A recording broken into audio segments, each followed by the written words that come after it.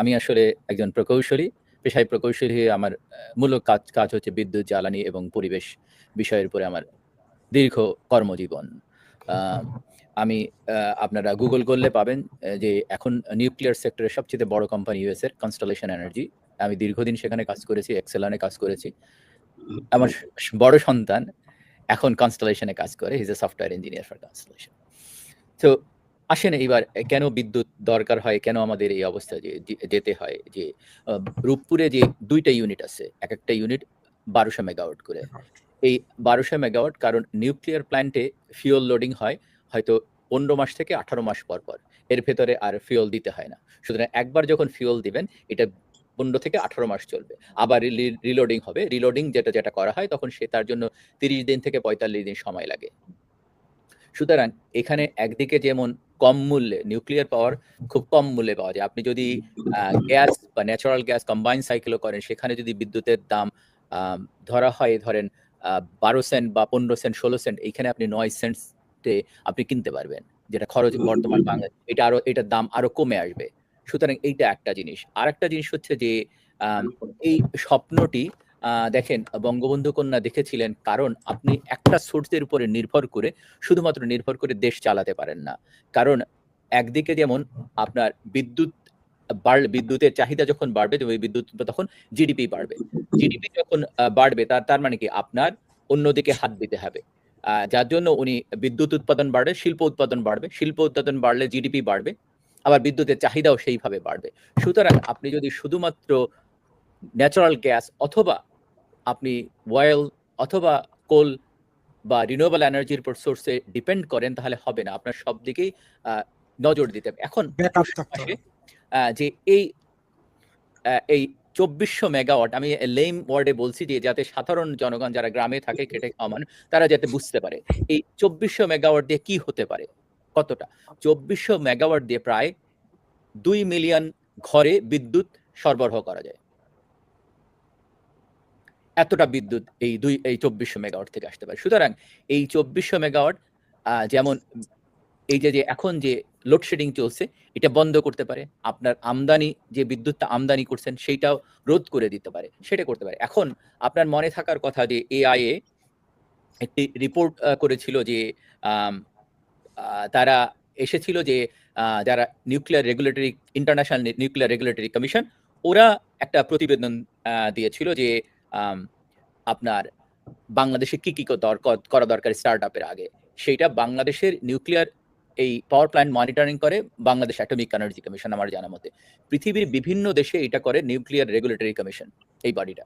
ধরেন কোন কারণে যদি একটা ইউনিট ট্রিপ করে নরমালি এই atomic energy commission they will go do the investigation report দেওয়ার পরে তারপরে আপনার স্টার্ট করবে। নিউক্লিয়ার প্ল্যান্টে কখনো ট্রিপ করলে সঙ্গে স্টার্ট আপ করা হয় না। এখানে যেমন আমাদের দেশে একটা চলে যে কার্বন এমিশন হচ্ছে এখানে কোনো কার্বনের কোনো এমিশনের কোনো বালাই নেই। আরেকটা হচ্ছে যে আপনাকে মনে রাখতে হবে এইটা যে ফুয়েল ওয়েস্টটা এইটা রাশিয়া এই চুক্তির সঙ্গে আছে যে রাশিয়া এইটাকে নিয়ে যাবে। এবং এআইএ যে রিপোর্টটা দিয়েছিল যে তাদের সেফটি কনসার্ন ছিল যে সেফটি বিষয়ে একটা কনসার্ন তাদের যে ফায়ার আপনার জানা থাকার কথা যে তখন আমরা একটা আলোচনা করেছিলাম এবং এই পারপাসে অনেক ইকুইপমেন্ট এসেছিল $1 বিলিয়ন ইকুইপমেন্ট যেটা ইনুসানগং পুড়িয়ে দেয়। আমার মনে হয় না এটা পোড়ানো হয়েছে কারণ এইটা হয়তো সরিয়ে ফেলেছে। পোড়ানো দেখা হয়েছে এই $1 বিলিয়ন উনি হাতিয়ে নিয়েছেন।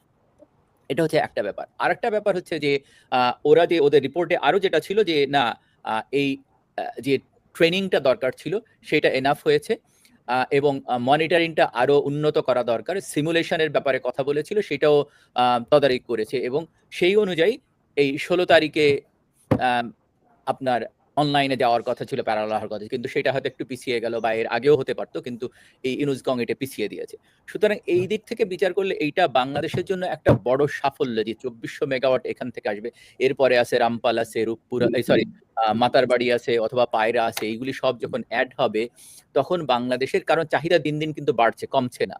কারণ আপনি যদি দেখেন আপনার এই যে ভিডিওগুলো একটা ডাটা সেন্টারে থাকে, তাই না? এই ডেটা সেন্টারগুলো huge amount of power consumption করে।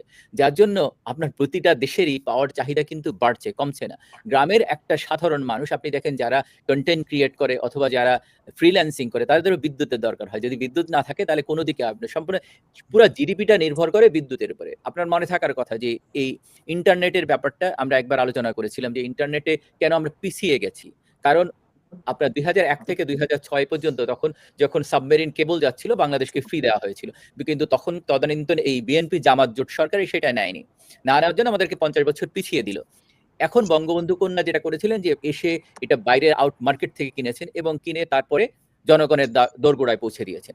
এখন এই রূপপুরের যেটা জিনিসটা আমাদের দরকার যে এইটার তদারকি যারা করবেন তাদের দৃষ্টি রাখা উচিত যে নিরাপত্তা যাতে ঠিক থাকে সেটা। এর পাশাপাশি ওই এলাকার যে উন্নয়ন হয়েছে সেটাও আপনার রাখতে হবে। সেটাও জিডিপিতে আ আসবে। কারণ প্রভাব ফেলবে। কারণ ওখানে যেমন বসতি হয়েছে, ওখানে একটা কয়েকটা সিটি গড়ে উঠেছে। তো এই যে জিনিসগুলো আসছে যে এই রূপপুরকে ঘিরে দেখেন শুধুমাত্র একটা সাপ্লাই চেইন তৈরি হয়েছে। সুতরাং এইটা ইকোনমিতে খুবই প্রভাব ফেলবে। কিন্তু এখন বর্তমান সরকারে যদি দেখেন যে তারা তো বারবার সমালোচনা করেছে।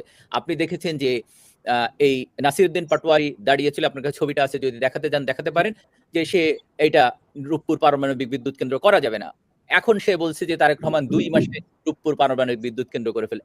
এই ধরনের একটা যেকোনো পাওয়ার প্ল্যান্টে নরমালি 5 to 10 ইয়ার্স আপনার বিল্ড করতে সময় লাগে। কারণ এটার অনেক জিনিসগুলি দেখতে হয়। যেমন পাওয়ার প্ল্যান্ট বিল্ড করতে গেলে আপনার ল্যান্ড লাগবে, আপনার সেফটি কনসার্ন আছে, তারপরে আপনার ইকুইপমেন্ট আনতে হবে, আ কিভাবে বসাবেন সমস্ত জিনিসগুলি স্পেসিফিকেশন তৈরি করতে হবে। কোত্থেকে বয়লার কিনবে, কোত্থেকে জেনারেটর কিনবে, এখানে রিঅ্যাক্টরের ব্যাপারটা যেহেতু এটা এটা রাশিয়া থেকে আসে। আর এইখানে আরেকটা জিনিস যেটা তারা প্রোপাগান্ডা চালিয়েছিল সেটা হচ্ছে যে এইখানে চেরনোবিলের মতো অ্যাক্সিডেন্ট করতে পারে। কিন্তু এইটা আসলে সেই একই ডিজাইন না। It's has completely change.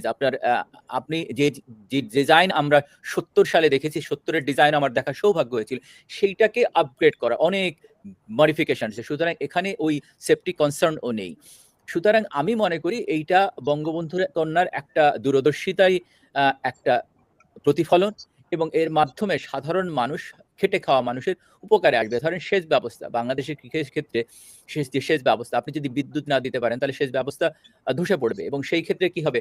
আপনার চালের যে উৎপাদন ছিল, যে স্বয়ংসম্পূর্ণতা ছিল সেটা থাকবে না। না থাকলে কি হবে? আপনার আমদানি নির্ভরশীলতা আসবে এবং কৃষক তার ন্যায্য মূল্যও পাবে না এবং কৃষক ফসলও ফলাতে পারবে না। সুতরাং এই সব দিক বিচার করলে গার্মেন্টস ইন্ডাস্ট্রির কথা চিন্তা করেন। গার্মেন্টসরা যদি বিদ্যুৎ না দিতে পারেন তাহলে কি হবে? অথবা আপনার ইপিজেড গুলিতে বিদ্যুৎ না দিতে পারলে কি হবে? সুতরাং এইটা যে আম এটা যে উনি যেমন দাবিদার তেমনি ভাবে আমি এর আগে বলেছি কিনা জানি না, ৫,০০০ মেগাওয়াট আরো গ্রিডে আসার কথা ছিল রিনিউয়েবল সোর্স অফ এনার্জি, যেটা সোলার থেকে অথবা উইন্ড টারবাইন থেকে। কিন্তু সেই প্রজেক্টটা এই ইউনূস সরকার বন্ধ করে দিয়েছিল।